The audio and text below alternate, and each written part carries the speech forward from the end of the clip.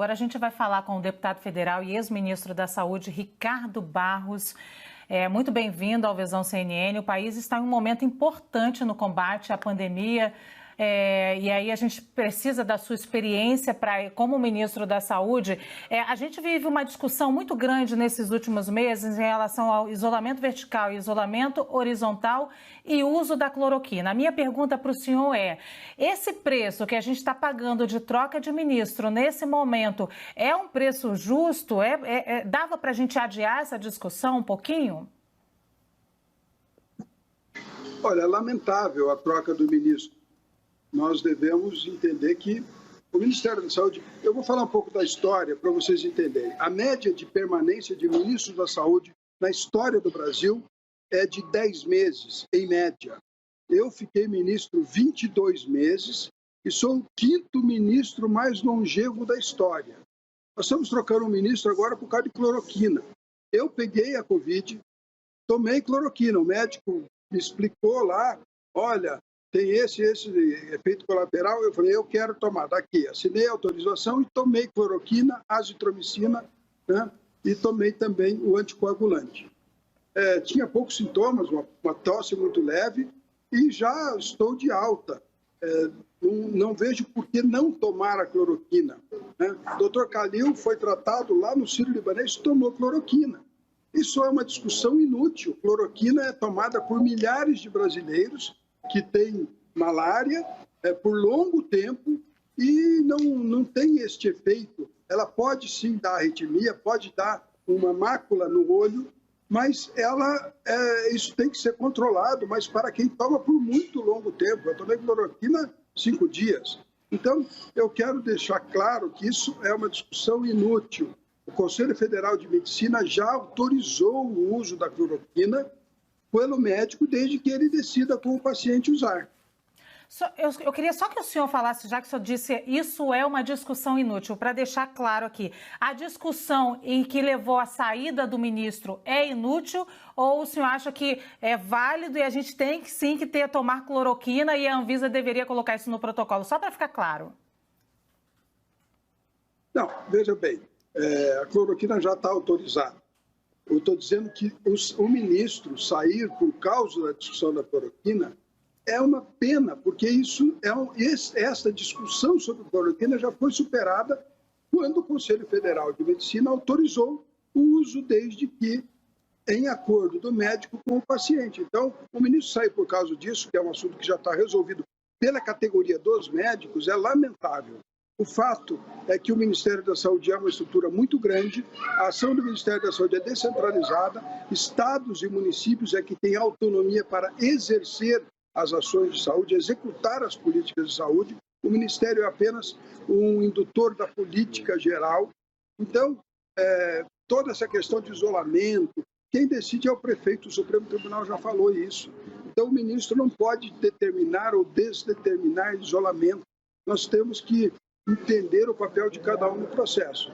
Nós temos lá o general Pazuello, que é o secretário executivo, que já está inteirado de tudo também, montou uma equipe de vários coronéis militares para o departamento de compras, para os departamentos mais sensíveis do Ministério, para que haja velocidade na execução das políticas, na compra dos insumos.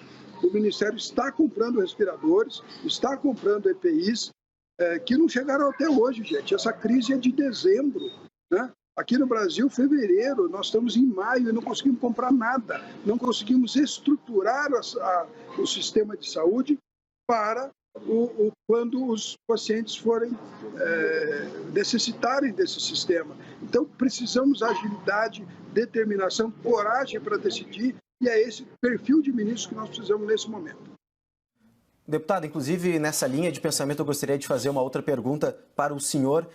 Em relação à nossa última entrevista aqui do Alexandre Padilha, seu colega também, deputado federal, ele disse que perdemos 2 meses nesse enfrentamento, nessa batalha da pandemia do coronavírus, por causa dessas trocas, tanto do ex-ministro Luiz Henrique Mandetta e também do Nelson Teich. Eu gostaria a pergunta para o senhor qual é o caminho que devemos adotar a partir de agora, já que estamos vendo tantas mudanças em decorrência dessa insistência do presidente Jair Bolsonaro em apostar no uso da cloroquina para tratamento inicial? Bem, eu quero deixar claro que não perdemos 2 meses. O ministro Nelson Taixe está há 1 mês aí. A entrevista de saída do ministro Mandetta foi muito clara. Ele disse: não me faltaram recursos. Escolhi minha equipe pelo currículo. Tive todas as condições de trabalho. Então, se o ministro Mandetta, com tudo isso, não conseguiu comprar respirador, não conseguiu trazer equipamento de proteção individual, o que está faltando é capacidade de gestão, é capacidade de fazer a máquina pública funcionar. Eu, enquanto ministro, economizei 5 bilhões de reais em 22 meses e reapliquei tudo em mais recursos de saúde. Eu nunca falei com o ministro Meirelles que queria mais dinheiro para a saúde. Não precisa mais dinheiro para a saúde. Nós precisamos de gestão na saúde. Isso está ficando cada dia mais claro. Basta ver os hospitais federais do Rio de Janeiro, que têm leitos equipados, prontos, mas não tem pessoal. E eles só aceitam pessoal se for concursado, não aceitam terceirizado. É uma política antiga, sindicalista, visão corporativa, visão de servidores públicos que pensam que nós, contribuintes, que estamos a serviço deles, e não eles estão a serviço de nós, contribuintes. Esses desafios eu tentei resolver com muita dificuldade, não resolvemos os hospitais federais do Rio, funcionam mal, custam caríssimo, né, precisam ser resolvidos, né, ou a Prefeitura ou o Governo do Rio tem que assumir esses hospitais, porque não é função do Ministério ter hospitais, né? Então, eu acho que o que está faltando é tomada de decisão, é coragem. Nós enfrentamos Zika vírus quando fui ministro, nós enfrentamos a febre amarela, que foi um surto muito forte. O ministro Padilha enfrentou H1N1 e nós superamos tudo isso, né? O lamentável desse episódio é a falta de gestão. O presidente emitiu agora essa medida provisória para proteger o servidor público. Lembre-se que o servidor público brasileiro tem estabilidade. Se ele assinar um papel ou não assinar nenhum papel, o salário dele vai pingar no fim do mês. Então, para que ele tenha conforto de trabalhar, de decidir, né, os órgãos de controle já prenderam gente por causa de compra de respiradores, já abriram processo por causa de compra de respiradores, e nós precisamos comprar os respiradores, né? O respirador muda de preço todo dia.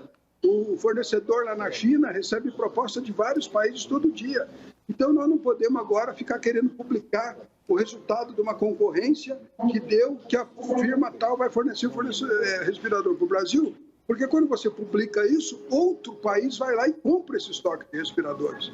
Nós estamos em economia de guerra, nós estamos em situação de guerra quanto aos insumos para a Covid.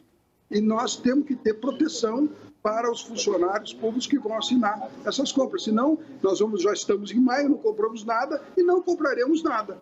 As pessoas vão morrer por falta de equipamento, por falta de suprimento, porque o servidor público quer preservar o seu emprego e os órgãos de controle não entendem o seu papel, que nesse momento é deixar o país se estruturar, salvar as vidas e depois conferir se alguém cometeu algum abuso, prende, põe na cadeia, pede ressarcimento. Não dá para, no meio da pandemia, ficar aterrorizando o servidor público que tem que se responsabilizar por uma compra. Deputado, boa tarde, Kenzo daqui de Brasília. Eu queria fazer um questionamento. O senhor acabou de falar aí que falta gestão, então, ali da pasta do Ministério da Saúde. Como é que esse gestor, como é que esse ministro consegue fazer essa gestão tendo que amenizar uma interferência técnica que a gente tem visto tanto do presidente Jair Bolsonaro, tanto com o ex-ministro Mandetta, quanto com o ex-ministro Taixe agora? Veja bem, as interferências do presidente Bolsonaro são retóricas. Quanto à cloroquina, não vou nem discutir. Cloroquina foi autorizada pelo Conselho Federal de Medicina. Se o médico Taixe, se o médico Mandetta não querem seguir as orientações do Conselho Federal de Medicina, paciência. Aí eles é que têm que se enquadrar, porque a categoria deles já aprovou, desde que haja acordo de médico e paciente, o uso da cloroquina. Então, desculpa, isso não é motivo para nenhum médico pedir conta de secretaria municipal, estadual ou de ministério. Isso é pacificado e autorizado pelo Conselho Federal de Medicina.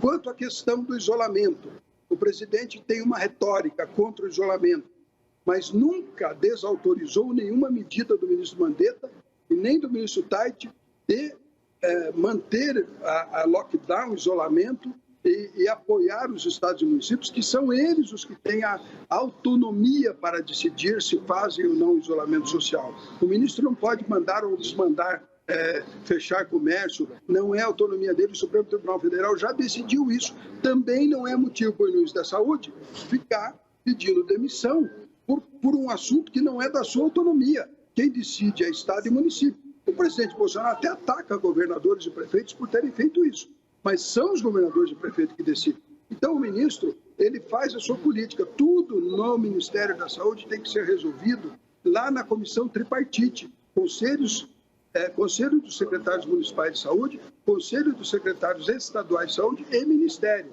Por quê? Porque o financiamento do SUS é tripartite, 120, 130 bilhões do governo federal, 70 bilhões dos municípios, 60 bilhões dos estados por ano. Este bolo é administrado em conjunto, né? Os recursos se somam e se misturam e o Ministério da Saúde repassa os recursos para os estados e municípios na execução e apenas compra centralizadamente medicamentos de alto custo e coisas que são mais eficientes quando compradas em escala pelo Ministério. Então, é preciso entender o SUS. Talvez o ministro Tade, que nunca participou de nada na gestão pública, ele era um médico e um empresário da saúde na área privada, talvez não tenha entendido a complexidade do sistema, porque você não manda, o ministro da Saúde não manda, o ministro da Saúde tem que convencer os executores, estados e municípios, a praticar a sua política. Deputado Daniel Adjuto de Brasília, o general Eduardo Pazuello deve ser anunciado hoje como ministro interino. O senhor, como ex-ministro e atual deputado federal pelo PP, um partido do Centrão, o Centrão vai indicar algum nome para o comando do Ministério da Saúde? Quem o senhor defende à frente da pasta? Olha, eu não acho que o presidente Bolsonaro vai entregar ministérios a partidos. Ele tem dito isso. Falou até na última entrevista da saída do ministro Moro, né, que o governo dele não tem corrupção porque ele não entregou os ministérios aos partidos. Ele repetiu isso agora, recentemente. Então, eu não acredito que a indicação do novo ministro seja partidária. O novo ministro pode ser filiado a um partido, como a Tereza Cristina como o Mandetta, como o Osmar Terra, ministros que tinham filiação partidária, mas não foram indicados pelos seus partidos. Então, me parece que a solução general Pazuello, no momento, é a solução adequada, porque ele montou a equipe que substituiu a equipe do ministro Mandetta, as pessoas estão chegando, aprendendo e já decidindo, as compras estão sendo feitas de equipamentos de proteção e de respiradores pelo Ministério da Saúde. As pessoas que estão lá estão tendo coragem de decidir, assinar e efetivar a aquisição de insumos para que o Brasil possa combater a crise do coronavírus. Então, eu penso, na minha visão, que a permanência do general Pazuello nesse momento é fundamental, como ministro, né? E se não como ministro, como secretário executivo do novo ministro. E aí começa o problema. O novo ministro quer chegar e quer pôr as suas pessoas de confiança. Então, deixar lá o general Pazuello nesse momento me parece a atitude mais sensata.